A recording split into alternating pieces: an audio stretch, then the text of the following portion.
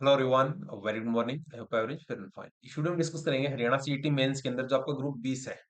इसमें आपकी dairy department के अंदर 168 पोस्ट हैं एंड आपका एग्जाम 28 जनवरी को होने जा रहा है। आप इस वीडियो को प्लीज लास्ट तक देखिए बिकॉज जब आपकी पोस्ट प्रेफरेंस थी उस टाइम स्टूडेंट ने कंप्लीट वीडियो को नहीं देखा एंड आज वो थोड़ा बहुत इस चीज का गिल्ट फील कर रहे हैं। तो आप कोई भी अगर वीडियो देख रहे हैं एंड मैं ट्राई करता हूँ जितना मिनिमम हो सके उतना छोटा रखने की, बट आपसे रिक्वेस्ट है अगर आपके कोई भी इन्फॉर्मेटिव वीडियो है तो उसको प्लीज पूरा देखें, ठीक है। यहाँ पे आप लाइक करो डिसलाइक करो डजेंट मैटर, बट अगर आपके लिए वो चीज बेनिफिशियल है तो आप उसको कंप्लीट देखिए, ठीक है।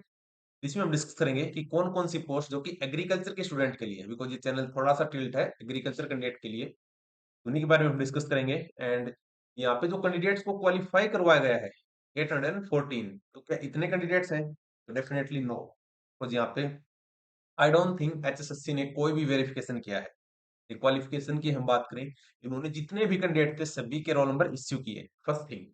एंड बहुत सारे स्टूडेंट डॉक्यूमेंट वेरिफिकेशन के टाइम पे क्वालिफिकेशन की वजह से बाहर होंगे एंड वो ऐसे कैंडिडेट हैं जिन्होंने सिंपल बीए का रखा है, सिंपल बीएससी। बिकॉज ऐसे बहुत सारे कैंडिडेट हैं जिन्होंने 64 के 64 ग्रुप को फिल कर रखा है, बिकॉज आपके पास कोई और ऑप्शन नहीं था एचएसएससी के पास कि आप एक कैंडिडेट को तक आप रिस्ट्रेन कर सको, ठीक है। तो इन्होंने सभी स्टूडेंट को जितने भी एप्लीकेबल था सभी के रोल नंबर इश्यू किए हैं एंड आई थिंक परसों तक आपके एडमिट कार्ड आएंगे, तो आप अच्छे से देख सकते हैं। बट आई विल एडवाइज कि अगर आपके पास प्रॉपर क्वालिफिकेशन नहीं है तो अपना टाइम वेस्ट ना करो, आपका सिलेक्शन यहाँ पे नहीं होने वाला।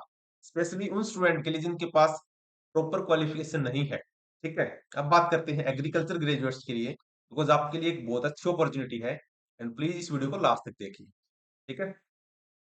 फर्स्ट थिंग, एग्रीकल्चर कैंडिडेट किस किस ग्रुप के लिए एलिजिबल है उसका मैं एक ओवरव्यू बता देता हूँ।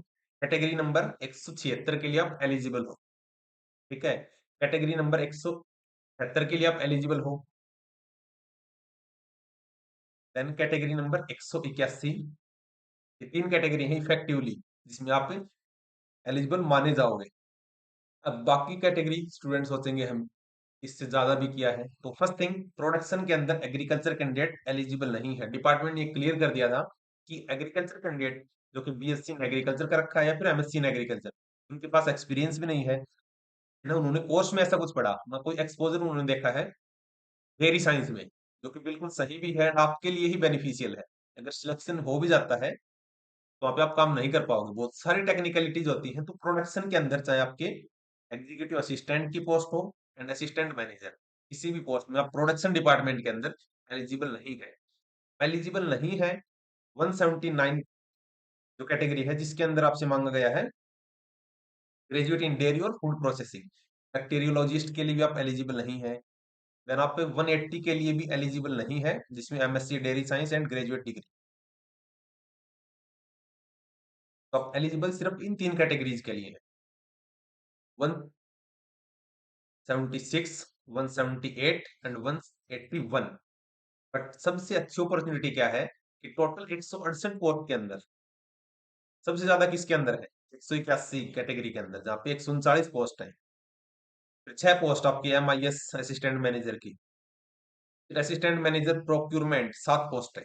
इन तीनों को जैसे ही आप काउंट करेंगे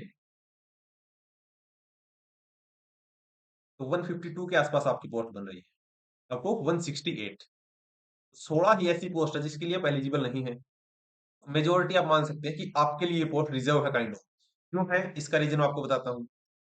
फर्स्ट थिंग, 160 176 में आपकी जो क्वालिफिकेशन मांगी गई कि ग्रेजुएट हो कोई भी डेयरी के अंदर या फिर एग्रीकल्चर साइंस में या फिर वेटरनरी साइंस, तो डेफिनेटली आप लोगों के लिए ये वाली पोस्ट है। 178 में क्या है, बीसीए हो आपके पास, बीसीए जो डिग्री है, बीकॉम हो, बीएससी हो, बट यहाँ पे मैंडेटरी क्या है, 3 साल का एक्सपीरियंस एमआईएस, ये मैक्सिमम कैंडिडेट के पास नहीं है। ये ना हो तो क्या हो सकता है, तो और लिख रखा कि या फिर आपके पास ये डिग्री है जिसमें एक्सपीरियंस की जरूरत नहीं है, बीएससी आपके पास डेयरी में हो, फूड प्रोसेसिंग में हो, तो आप एलिजिबल हैं एग्रीकल्चर साइंस, तो इस वाली पोस्ट के लिए आप डेफिनेटली एलिजिबल है। उसके बाद 181 असिस्टेंट, जो एग्जीक्यूटिव असिस्टेंट है, सबसे ज्यादा पोस्ट इसी की है। डिप्लोमा हो डेयरी के अंदर या फिर डिप्लोमा हो एग्रीकल्चर, तो डिप्लोमा जहाँ पे लिख रखा है एग्रीकल्चर के अंदर, तो वहां पे डिग्री की कैंडिडेट ऑटोमेटिक एलिजिबल है, ठीक है, अकॉर्डिंग टू रूल्स। एंड आपको प्रेफरेंस भी मिल सकती है यहाँ पे। एंड यही है। तो 152 पोस्ट के लिए कितने कैंडिडेट हो सकते हैं जो कि जेन्युइन बीएससी एग्रीकल्चर के साथ है, दैट इज 250 के आसपास मैक्सिमम। एंड बाकी स्टूडेंट कहाँ पे फाइट कर रहे हैं कि एमआईएस के अंदर फाइट कर रहे हैं, क्वालिटी कंट्रोल में हो सकते हैं, उन्होंने सारी फिल कर सकते हैं, नो इश्यू। बट डीवी के टाइम पे अगर आपने 40% मार्क्स रिजर्व कैटेगरी के अंदर ले रखे हैं एंड 50% मार्क्स आपने जनरल कैटेगरी में, सभी के डीवी करवाए जाएंगे एंड वहां पे उनको बाहर कर दिया जाएगा। तो ये तो हो गई 152 पोस्ट की बात, ये इन पोस्ट के लिए आप एलिजिबल हैं। एंड जिन कैंडिडेट ने कोई सी भी पोस्ट यहाँ पे शामिल नहीं की, फॉर एग्जांपल अगर किसी ने 176 पोस्ट को ऐड नहीं किया, तो आप एलिजिबल नहीं है फर्स्ट थिंग। एचएसएससी से आप रिक्वेस्ट भी नहीं कर सकते। बट जो स्टूडेंट जिन्होंने सारी पोस्ट फिल की थी बट उनका रोल नंबर नहीं आया, तो वो एचएसएससी ऑफिस जा सकते हैं। बट अगेन आप अब कोई भी नई कैटेगरी ऐड नहीं कर सकती, इसका फर्स्ट रूल। उसके बाद सिलेबस हम देख लेते हैं, लाइक आपको कहाँ से सवाल पूछे जाएंगे। एंड 152 पोस्ट में हो सकता है 30-40 पोस्ट आपकी वैकेंट भी चली जाए, क्योंकि जनरल की बहुत सारी पोस्ट हैं। एंड 50% क्राइटेरिया आपको इजी लगता है, इजी हो सकता है अगर आपका एग्जाम इजी आता है। बट हरियाणा पुलिस की आप बात करेंगे 2021 के अंदर जो एग्जाम हुआ था, तो 50% भी स्टूडेंट से मुश्किल हो रहा था। ठीक है, तो वैसा अभी भी हो सकता है। एंड जो टेक्निकल एग्जाम्स अभी हो रहे हैं, तो आपके इतने इजी भी नहीं हो रहे। क्यों नहीं हो रहे? बिकॉज हरियाणा जीके के 1 से 2 क्वेश्चन ही आ रहे हैं। इस वाले 30 पोर्शन में से एडवांस मैथ आ रहा है, एडवांस कंप्यूटर आ रहा है। हरियाणा जीके के सिर्फ 1 से 2 क्वेश्चन आ रहे हैं। ठीक है, तो यहाँ पे आप अगर ये सिंपल हरियाणा जी के 20 नंबर की आती तो डेफिनेटली स्टूडेंट 15-16 नंबर ले लेते इसके अंदर। 10 नंबर का कंप्यूटर है तो 4-5 यहाँ पे भी ले लेते। बट इस वाली में अभी आपके चांसेस बहुत ही कम हो चुके हैं, फर्स्ट थिंग। बट अगेन कैसा एग्जाम आएगा नो बडी नोज, तो अपने आप को प्रिपेयर रखें इस चीज के लिए कि कैसा भी एग्जाम आ सकता है, सरप्राइज आपको देखने को मिल सकते हैं। तो मेंटली अपने आप को प्रिपेयर रखें। अब देखते हैं टेक्निकल पोर्शन के अंदर क्या कुछ सिलेबस पूछा जाएगा। जस्ट मैं एक एक कीवर्ड को नहीं एड्रेस करने वाला, बस जो आपका मेजर पॉइंट लिख रखे हैं। लाइक जनरल केमिस्ट्री आपसे पूछ सकते हैं। एंड आई थिंक एक लड़का जो वीडियो बनाता है सीटी के रिगार्डिंग, तो उसने बताया था कि जब एचएसएससी पूछा गया कि क्या एक सब्जेक्ट से सारा पेपर आ सकता है, तो डेफिनेटली यस। एंड हो सकता है जैसे यहाँ पे 1, 2, 3 ऐसे 10-15 यूनिट है, तो हो सकता है सभी से आपके 4 से 5 क्वेश्चन भी आए। वो डिपेंड करता है एचएसएससी के ऊपर। तो आपसे जनरल केमिस्ट्री पूछी जाएगी, general microbiology, basic food science, general physics, basic biochemistry, engineering properties of food materials. ठीक है, तो यहाँ पे आपके जो भी फूड से रिलेटेड डेफिनेशन है, थर्मल प्रॉपर्टीज, ये सब आपसे पूछा जा सकता है। उसके बाद इन्वायरमेंटल साइंस, यहाँ से भी 3 से 4 क्वेश्चन डायरेक्टली बन सकते हैं पॉल्यूशन के ऊपर, बायोडाइवर्सिटी के ऊपर।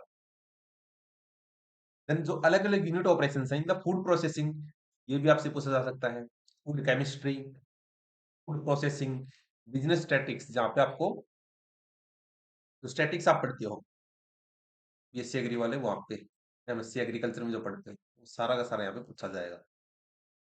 फिर अलग अलग टेक्नोलॉजी जो कि फ्रूट एंड वेजिटेबल की प्रोसेसिंग में आप यूज कर रहे हैं, लाइक मैप। ठीक है, उसके बाद फूड माइक्रोबायोलॉजी, फूड की पैकेजिंग कैसे हम कर सकते हैं। मिल्क एंड मिल्क प्रोडक्ट आपसे पूछा जाएगा। एग्रीकल्चर वेस्ट एंड इसके बाई प्रोडक्ट और इनका कैसे हम यूटिलाइजेशन करेंगे, ये आपसे पूछा जाएगा। Food safety and quality system, ये आपसे पूछा जाएगा। ये तो रहा आपका सिलेबस। अभी ऐसा हो सकता है, देखो सभी यूनिट है तो आपको इक्वली वेटेज देना है। हो सकता है 15 यूनिट के अंदर आपने 13 यूनिट अच्छे से कर ली, एंड 2 यूनिट आपने छोड़ दी थी, उसी से पूरा सिलेबस आ सकता है। या फिर ऐसा हो सकता है आपने जो यूनिट पढ़ी उसी से बहुत सारा क्वेश्चन पूछ ले जाए। तो आपको एक मिडिल पाथ की अप्रोच लेके चलनी है कि आपको बहुत सारा एक्सट्रीम में भी नहीं जाना कि मेरे को सारा सिलेबस एक एक यूनिट कंप्लीट करनी है। एंड इस कंडीशन में भी नहीं होना कि यार अभी एक यूनिट से सारा पेपर आ जाए। हमें इसका कैसे पता लगा सकते हैं कि कौन सी यूनिट से आएंगे? सो अगर हम बात करें बस 30% की, तो यहाँ से इतना इंश्योर है कि 30 नंबर का आपका ये वाला क्वेश्चन आएगा। तो फर्स्ट थिंग आपको आइडेंटिफाई क्या करना है? आइडेंटिफाई ये करना है कि मेरी कौन सी यूनिट स्ट्रॉन्ग है। तो उस पे आप कमांड कीजिए कि वहां पे अगर मेरे को 90% एक्यूरेसी अगर आपने ले रखी है, डेफिनेटली हाई चांसेस हो जाते हैं। बट अगेन अगर आपने थोड़ा बहुत भी इसको लाइटली ले लिया, तो चाहे आपके 49% नंबर हो, आपको जनरल में सीट नहीं मिलेगी। 39 नंबर हो तो आपको रिजर्व कैटेगरी के अंदर सीट नहीं मिलेगी। फर्स्ट थिंग अपने स्ट्रॉन्ग पॉइंट को आइडेंटिफाई कीजिए। जो भी बेसिक चीजें हैं हर एक यूनिट की, उस पे कमांड कीजिए।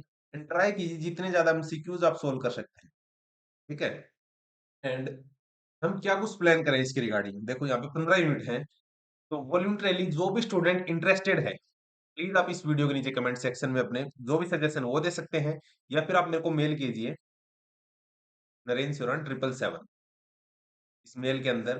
क्योंकि एक छोटा सा हमने जो इनिशिएटिव रखने की कोशिश की है कि अगर हर एक स्टूडेंट, बिकॉज यहाँ पे इस वीडियो के अगर 40 से 50 व्यूज भी आ रहे हैं, तो अभी मैं मान रहा हूँ कि स्टूडेंट प्रिपरेशन करने वाले हैं, तो अगर एक स्टूडेंट एक यूनिट प्रिपेयर करता है एक दिन के अंदर, ठीक है, तो आपको इसके कीवर्ड्स बनाने हैं, शॉर्ट नोट्स बनाने हैं, सिंगल लाइनर क्वेश्चंस निकालने हैं। कहां से निकालने हैं? इंटरनेट से, अलोंग विद पीवाईक्यूज।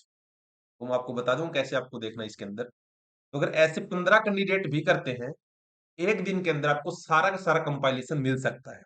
ऐसे स्टूडेंट हेल्प नहीं करेंगे एक दूसरे की, बिकॉज आई नो पीपल की अभी उसको ज्यादा मटेरियल मिल जाए। देखो सभी की हेल्प होगी, एंड बिलीव मी, आप जिस ऑर्गेनाइजेशन में काम करने वाले हैं, तो एक कोऑपरेटिव ऑर्गेनाइजेशन है, ठीक है, नाम से ही है, Haryana dairy development cooperative federation.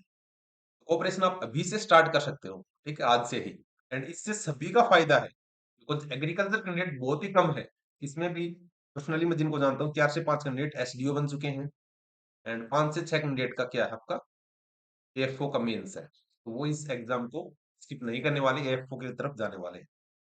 ठीक है, तो यहाँ पे कंपटीशन बहुत कम है, to be very honest. And अगर आप वॉल्यूंटरली कर सकते हैं, तो आप लोगों का ही फायदा है। तो आप इस वीडियो के नीचे सजेशन दे सकते हैं, हम ट्राई करेंगे आपको एटलीस्ट 1 से 2 मॉक टेस्ट जरूर प्रोवाइड करवाएं, बट वो तभी डिपेंड है जब स्टूडेंट का कोऑपरेशन होगा।